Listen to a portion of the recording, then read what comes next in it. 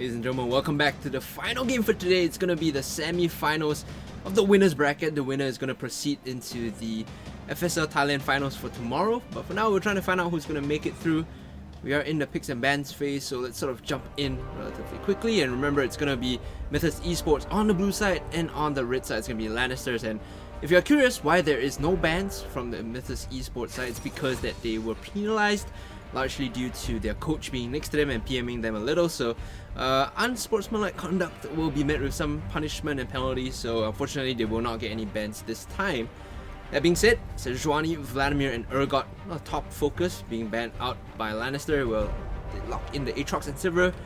On the opposite side, it's going to be Jarvan, Aurelia and, well, hovering on Orianna instead. No, Cassiopeia. Right.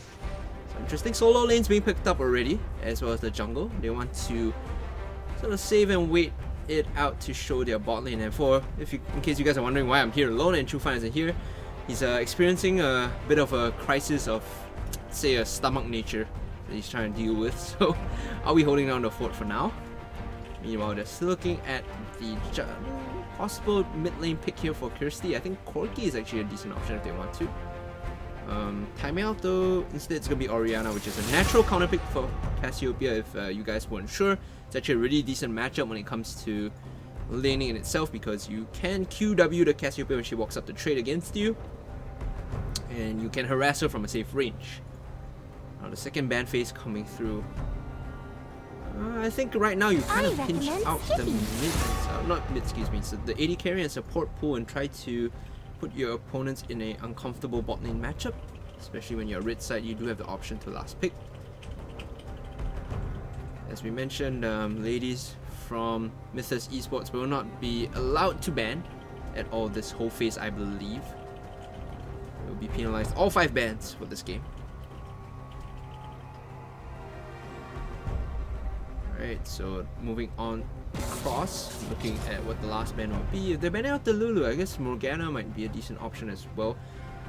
Nami, if you're looking in the vein of Enchanter supports. Otherwise, you could just look to damage out AD carry matchups, so Kai'Sa might not be too bad of a ban either. Coming through. But Sivir still has the option of playing Sivir Yuumi if they want to, and be a pretty safe pushing lane coming in.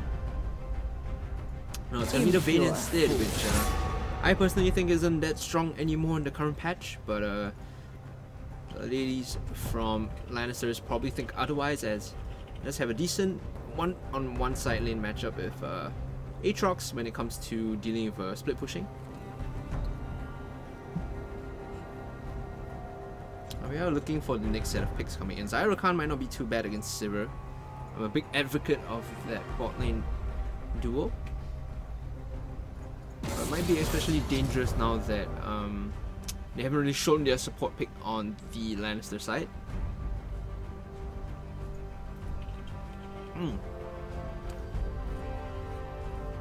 Right, like we said, Enchanter supports might be the name of the game here, so Yuumi or Morgana might do pretty well. The problem here is that there's a good amount of consistent damage on the red side. So okay, it's gonna be a Poppy counter pick against Aurelia. Pretty smart coming, especially with the buffs.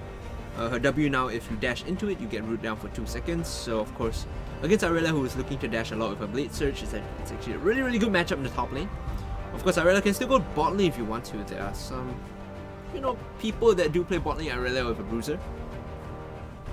Nope, Kai'Sa locked in instead. So Kai'Sa Nautilus, perhaps, to cap off the composition.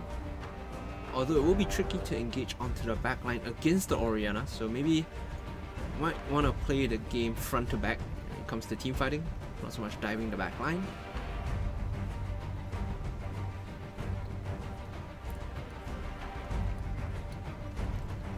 Alright, 3 seconds left. It's going to be Janna locked in. Okay, so no hard dive Kai'Sa Nautilus. Like I said, instead play the front to back team fight here, getting the shields in as well as the ability to reset fights with the Monsoon. Janna's going to be pretty good for that. So in response, like we said, Sivir Yuumi is an option. We want those Enchanter supports. The problem here is that when you do draft Sivir Yuumi, the problem for your opponents rather is that the Yuumi also benefits the Aatrox quite well, so as the Poppy. In this case, it should be interesting flex here in the jungle, either the Poppy jungle or the Aatrox jungle. I am partial to the Poppy jungle though, just because of the crowd control coming in. Aatrox kind of takes a while to get going, and in the jungle, not necessarily as good.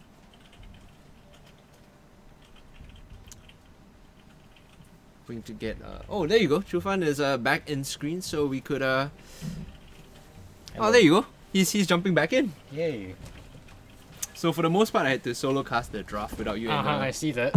Let me catch you up to speed, right? So Okay. right now,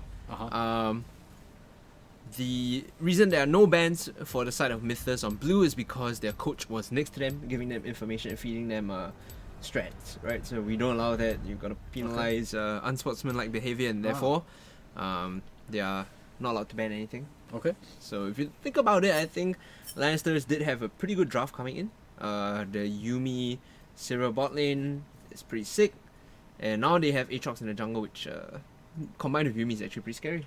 Alright, well, we haven't actually seen Aatrox jungle much at all. I mean, yeah, that's what I was thinking as well. Yeah, right? I thought so- Poppy would be a better jungle because some people actually do play Poppy jungle decently well. yep. Your shield and the Q both help your clear quite well, and the wall slam is actually pretty good when it comes to ganking from the back, right? If you can get a good flank, it's almost a guaranteed CC. We do see an Irelia on the other side though, which First time today. usually isn't allowed. Usually is It's been banned away quite a lot. for most of the games that we've casted. So Irelia top, I'm gonna see how well 1296 is gonna be able to pilot that. 1296 1296. against the Poppy, like I was saying to the stream earlier, and you weren't here. Right. It's a really difficult matchup for the Aurelia because Oh yeah. the moment you hit level 2, you can't even afford to all-in the Poppy. She's gonna take W and just immediately deny your Blade Search. And because you don't complete the Blade Search, it actually goes on cooldown, right? Yep. So your Blade Search, which is your main source of like wave clear and damage, goes on cooldown, main source of healing as well. And then you get rooted for 2 seconds. You're grounded because of the W. So it becomes a super tough matchup against for the Aurelia against Poppy. So what you're saying is I really can't do much except for farm until maybe in the mid game where Right. she can look for picks elsewhere on the map. If you really want to come out ahead in this lane, I would advise go for early Tiamat and just auto attack and clean the wave that way. Try your best to not even attempt to all in the Poppy because chances are she's going Grasp of the Undying. If you trade, you're always going to lose. And with her shield and the wall slam, well, if you all in her, you probably will lose as well. So just play the wave clear with Tiamat and top lane on Aurelia, and then look to make something happen across the map. Right, fair enough. Well, we do see Cassiopeia Orianna though. Season 5 sends its regards. Yeah, and I was to catch you up again. Okay, yes, please. Orianna is a hard counter to Cassiopeia, right? Yep. I mean, you of all people should notice the fact that if Cassiopeia walks up to QE you, the moment she walks up to you and try miasma, you just command attack and dissonance her. She's slowed from a good distance away, and she can't follow up with the phase rush either because she's not in range to use Twin Fangs. Across the board, we actually do see then, in that case, we do see 2 lanes being counterpicked. yeah, 2 lanes being counterpicked. This is going to be very interesting to see how they're going to play the early game. I think Lannister's actually definitely should have the advantage Yeah. here though. It does. The reason why they got to this point, I think it does help that the lack of bans on the opponent's side did give them the draft that they wanted. What happens when your opponents don't have bans? Well, you just let them take what they want and you counterpick them off the bat, especially on red side. It's the perfect side to be counterpicking on, right? So they have full reign of this draft. Now it's a bit more of a question of execution and win conditions. So I feel like although there are decent damage options on the side of Mythus Esports, Aurelia, Cassiopeia both do consistent damage over time together with Kai'Sa. The problem is whether they can get there, whether they can get to a point where they're strong enough to fight. The other side, a bit tricky because you do have Java and Orianna, which is so much area control. Yep. And then you pack that up together with Sivir Yuumi, which kind of wants to be utility and wave clear. I'm not entirely sure what the win conditions are for the red team. Walk me through this. Pardon? Walk me through the win conditions of the Lannisters here, because they have good area control in the form of Orianna Aatrox, right? Good zoning tools and Poppy as well. How do they sort of look to approach this game if they want a victory? Well, like you said, they have the zoning too, so I think if they go into a team fight, the Orianna's ultimate is going to be very, very impactful. I think Poppy will be able to provide that sort of solid front line to protect the Yuumi Sivir bot lane. And once Sivir gets her items, she's really going to be very unstoppable on this on the chase. Yeah.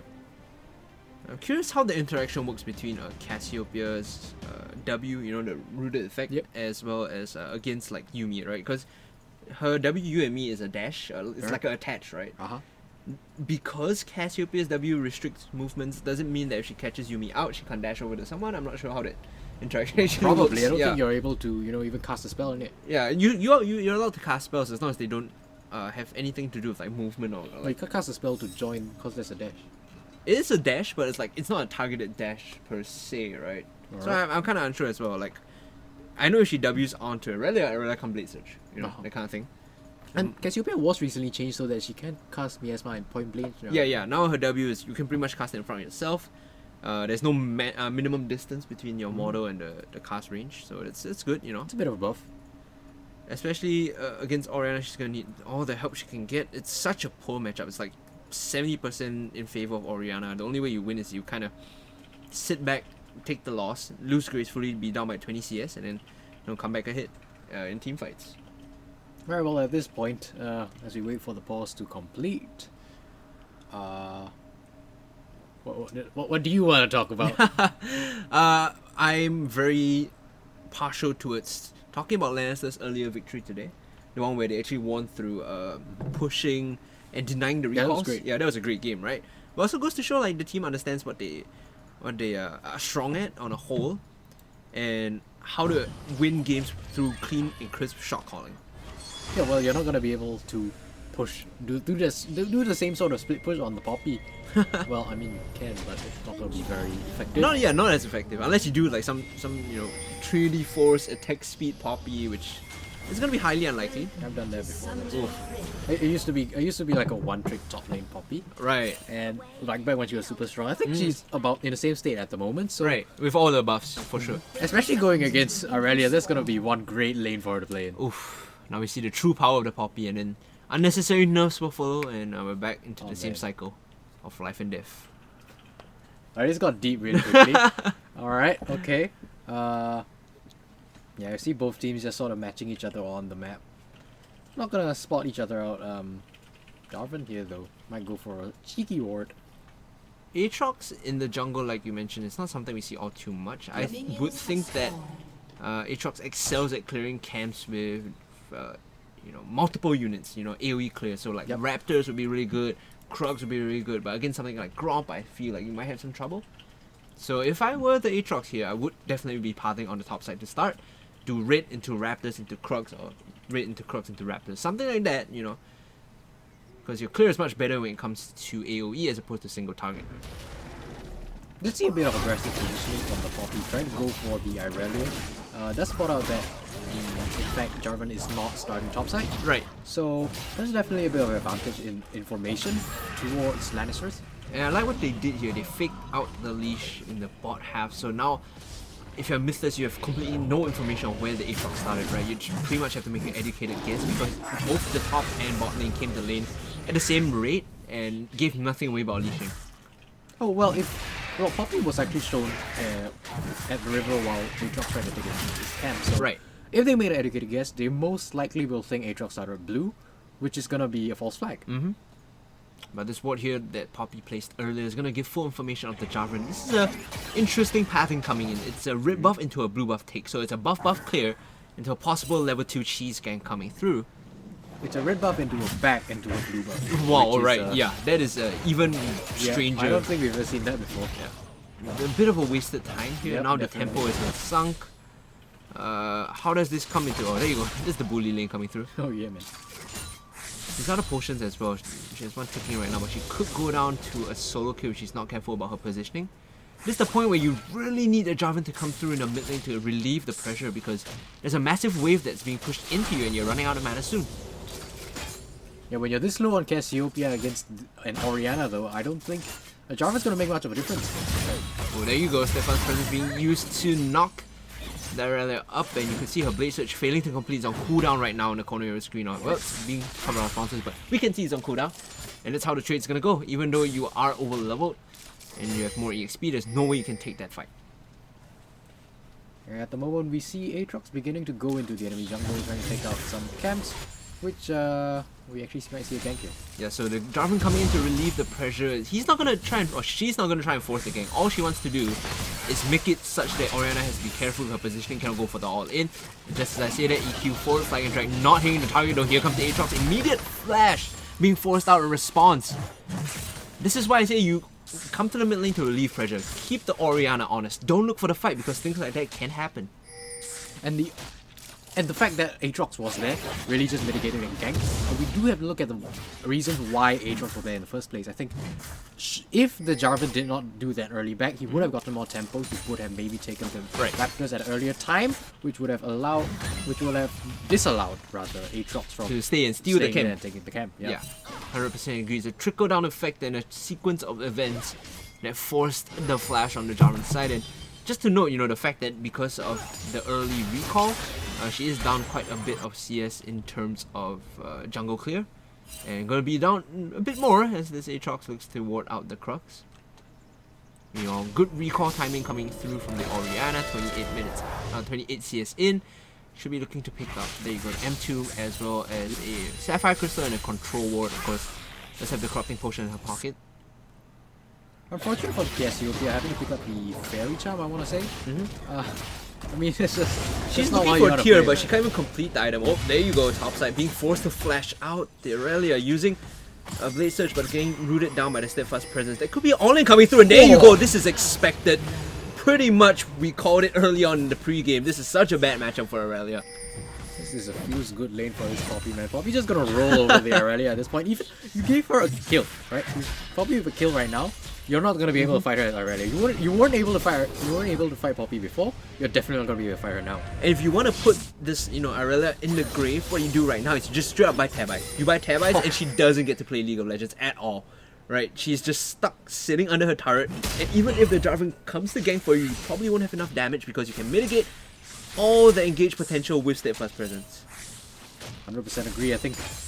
Oh boy, if you actually go down that route, you might actually be able to 2v1. Yeah, you probably will be able to 2v1 if you go Tabite. But right now it's going to be the Balmy Cinder first item pickup. She wants to be shoving this lane consistently, and because the Tiamat was not completed by Aurelia, she got thrown into the dumpster. Yep. She's going to be suffering in terms of wave clear just in the top side.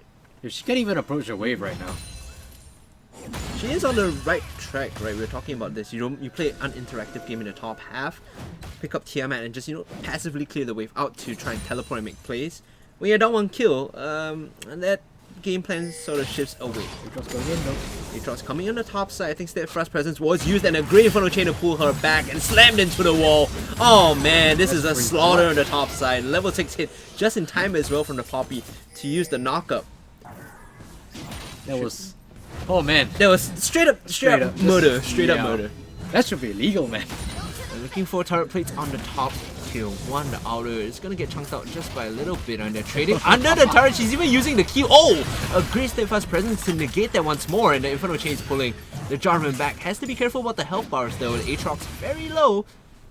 Will back off eventually, but again, multiple plates, and look at this. The wave has been completely denied. I think there was at least 1.5 to 2 waves here in the top side is being cleared out by the turret.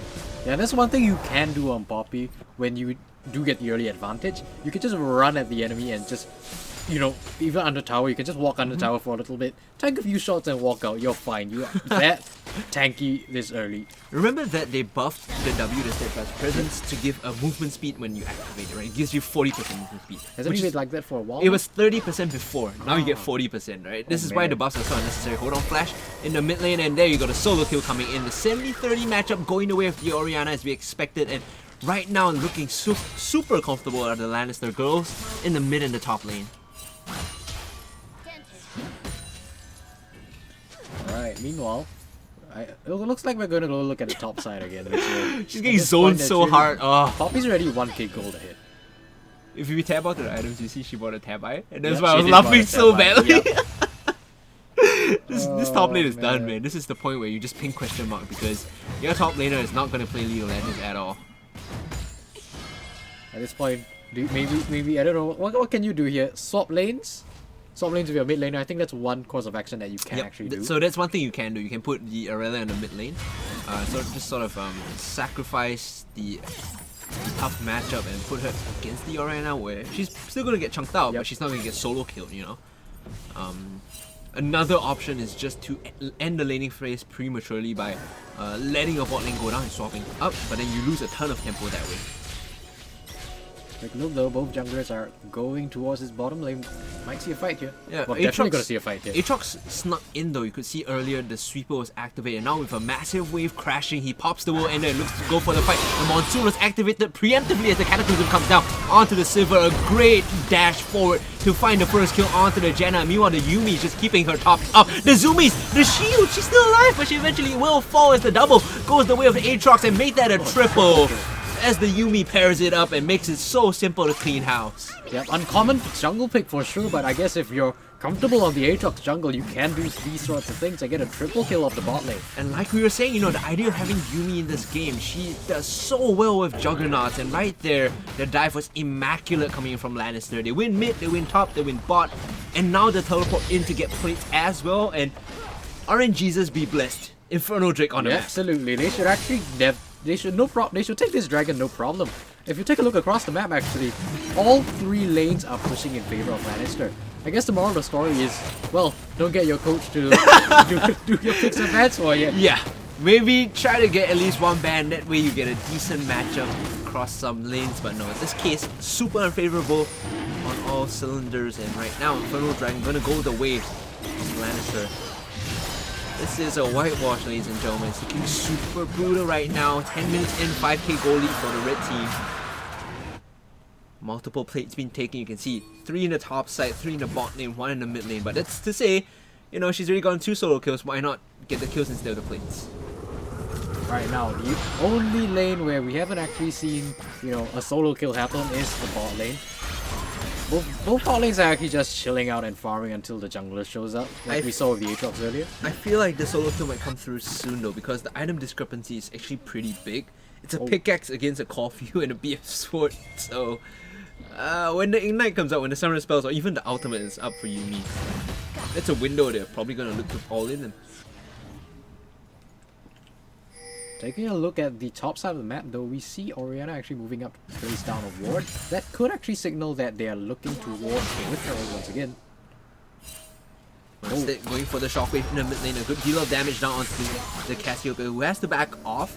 Playing a bit more defensively is the Orianna as well, so you just want to trade damage and force her to recall right now. The Cassiopeia cannot stay in the mid lane anymore. A bit punishing coming through in this matchup. Meanwhile, Aatrox dashing over the wall. They're looking for this though. Steadfast Presence still available for the Poppy if she wants to take this fight. A decent stun. It's not really going to catch anyone though as they kite around this turret. Vanguard's edge completely whiffing as well. They're kiting this one out and they don't even care anymore. Where is the respect? They're straight up diving the turret. Using the Keeper's Verdict to knock them away and finally resetting. I thought they were being a bit too brazen there, without any minions just jumping under the turret, but right there, solo kill once more in the mid lane. Well, Poppy could have definitely played there a little bit more aggressively, I think, but at the end of the day, they do manage to, you know, force away the top lane and the jungler at the and they should be able to secure this. Yep, instant kill onto the Aurelia and kiting this one out between 2 members. It's going to be the Aatrox that eventually falls though, but they cleared 2 members out of the top side and they should be able to clear the structures as well. That's Ace at 12 minutes in. You were talking about no solo kills, my friend? Well, there's a solo kill in it. There you go, I told you. The moment the Ignite is up, final chapter is up, GG. Yep, well, we actually might see a coordinated take off towers as well here. Top lane going down, so is the bottom lane. You can see a question mark ping down on the mid lane. There's question marks for why isn't the tower down yet? Yeah, this is the question mark pings that are not flaming or accusatory. It's the why are we so good at this game question mark ping. It's like when you make a massive outplay and your teammates question mark you. Yep, it's the exact same thing. Oh man, well. Taking stock of the situation though, if you I like how you're trying to segue this into a normal game. Listen, it's 13 minutes in the game, and I've nothing to talk about because Lannister is just steamrolling Mythus Esports. I don't know what to say at this point. There's a small window here because Rift Herald has been started up and a level 8 Aatrox versus a level 8 top laner. Some point of contention here as she looks to go all in. Inferno Chains is not really going to pull her back in though as the second Q connects. The third one might be coming up relatively soon. Here comes the Yuumi and here comes the Poppy. Jarvan off the back looking to reinforce this to the flag and drag, but I don't think you want to be there, buddy. getting caught out by the final chapter, and the Jarvan will go down as the sacrificial lamb. Meanwhile, finding the Cassiopeia, the damage coming through. Luckily, there is the Eye of the Storm shield there from the Janna. Still looking to proxy this one out as she flashes in for the kill. So greedy, but the Boomerang Blade is gonna give them the kill credit. Meanwhile, they're just proxying between the mid tier 1 and mid tier 2. They don't care, they just want the structure. Where do I even begin with this? I guess. Alright, oh, okay, we're fighting again, here we go. It's not a fight, man. He's just scaring them off, saying, there's no way you can take me even 1v3, so I'm just gonna stand here. I'm gonna let my teammates take the turret, and my jungler take the herald. I think the original idea when I really tried to go in to stop Aatrox from taking that objective was good. You really do not want to give this good herald to them. Not when they're this far ahead.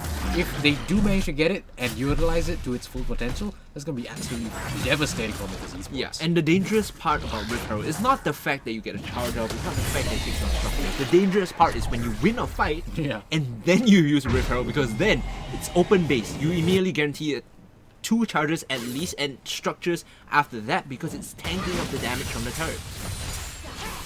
100%. Right. We do see our fight here though. Oh boy. Steadfast presence for the movement speed. Auto attacking keepers ready to knock her up, and a flash coming through from the Cassiopeia. Didn't expect the amount of damage coming through, but nevertheless a good all-in attempt from the Poppy. Look at that kill score 401 with multiple core items completed. I say multiple, it's a Sunfire Cape, the makings of a Righteous Glory. Full tank Poppy, by the way. Doesn't matter. Grasp of the Undying still does damage based on your max HP, so it's still pretty sick. Alright, 15 minutes in game, 10k gold lead. This is a normal game. Nothing out of the ordinary here. Jarvan warding over the wall. Not sure if you can steal this. It might be a miracle play if you do, using a flag and drag. Nope, gonna be secured by the Aatrox as she uses the Cataclysm in, and will get instantly deleted. If she wasn't in the pit, she would have been picked up by the Poppy, so it's a lose-lose either way. Just an attempt on an Inferno, why not? I mean, if you're this far behind, you honestly, you have to go for those kinds of miracle plays. That's 2 Infernal Dragons and a Rift Herald over to Lannister. Whoever the ladies of Lannister have been praying to for RNG's luck or whatever you have it call you, they're doing fantastic so far. Double Inferno into instant picks into a Rift Herald. Like you said, right, they want to fight. Now they're gonna go for the towers. Getting pulled back in. Petrifying Gates is only gonna catch the Poppy, but it deals absolutely no damage as the wall slam comes through. Flag and drag in is the wrong choice from Hucko here, as she has to back off. Meanwhile, the Aatrox is 1v3 inside the base and still healing up. Doesn't care. Wants to siege down onto the inhibitor now, as Arella is sitting off the back looking for a flank. She's not going to be able to do anything. Vanguard's Edge is available, but she's not opting to go in. Meanwhile, relatively low health Poppy is still taking this fight. Man. She just jumps in, the stun is going to connect, and the shockwave turns this one around. Still low on health, doesn't matter though, because the shield is there and so are the zoomies. Now they're backing away and their Inferno Chain gets them the kill. Is this the game? It's a triple. They have the minions, they're looking for this.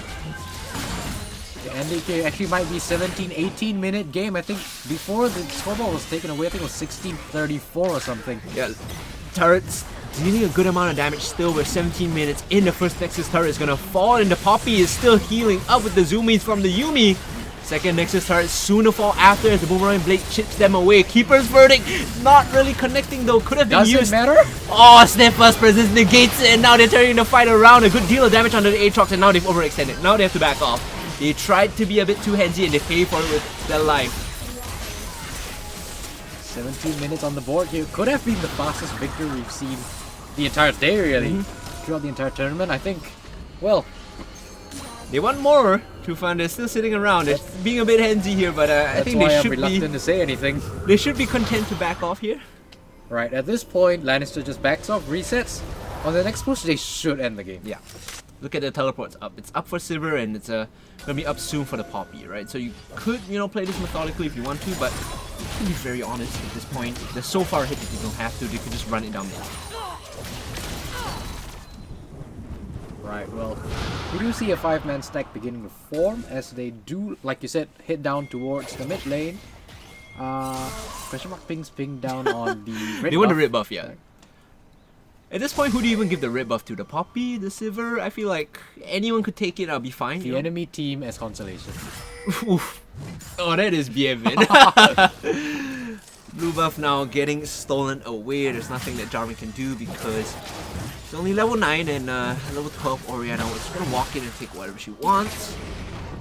look at the discipline coming in here. They're gonna set the top wave first and the mid wave before they commit to anything, right? So they split their focus. Silver takes ripoff, Orianna clears top, Poppy's pushing in mid, escorting the wave in, and now everything's in motion. The chess pieces are there for the checkmate move.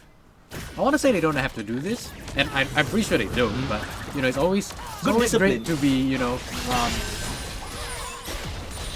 yes. I can't think of the word. This what's the word like?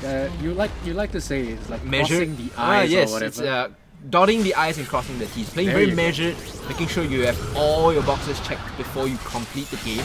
Right now, the last inhibitor turret is gonna fall, and so is the last inhibitor. As the Steadfast Presence has been forced in, they're gonna pick off the Kai'Sa instantly. Electrifying Gaze being used to counter engage though, as they will get the Yuumi, but meanwhile, the Silver left completely untouched, and so is the Aatrox as they dash in and look to clean out this game. Inferno Chains pulls her back, and see you later. That Irelia man got counter-picked to the dumpster, and this is gonna be the game. A double kill, padding the KDA, swag points with the stopwatch, and that is gonna be Lannisters moving into the finals for tomorrow. 19 and a half minutes. That is Can't even that surrender. Is a stop, man. Can't even surrender. It has to be unanimous early surrender. At this point, I mean, the goal difference, Lord Almighty, 20k or 15k. 15k, yeah. Congratulations to the ladies on the red team Lannisters for making it to the FSL Thailand qualifier finals. They will be playing tomorrow in a best of 3 against the lower bracket competitors that will be fighting their way up, right? So not all is lost for Mythus Gaming, because they can still work their way up from the lower bracket as they approach up.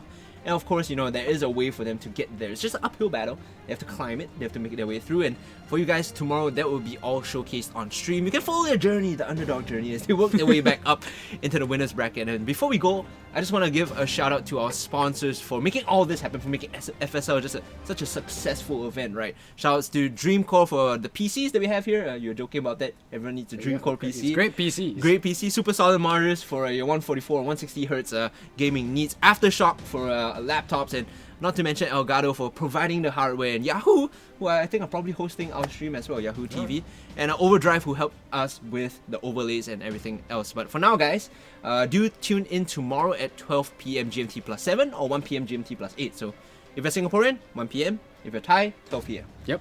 Tune in for the matches as the teams will fight their way up from the lower bracket and hopefully stand a chance to take it towards the Lannister girls in the best of 3 and make it as the Thailand representatives for FSL Elite later in September. But for now, guys, we'll be going off. Good night. Good evening. Good evening.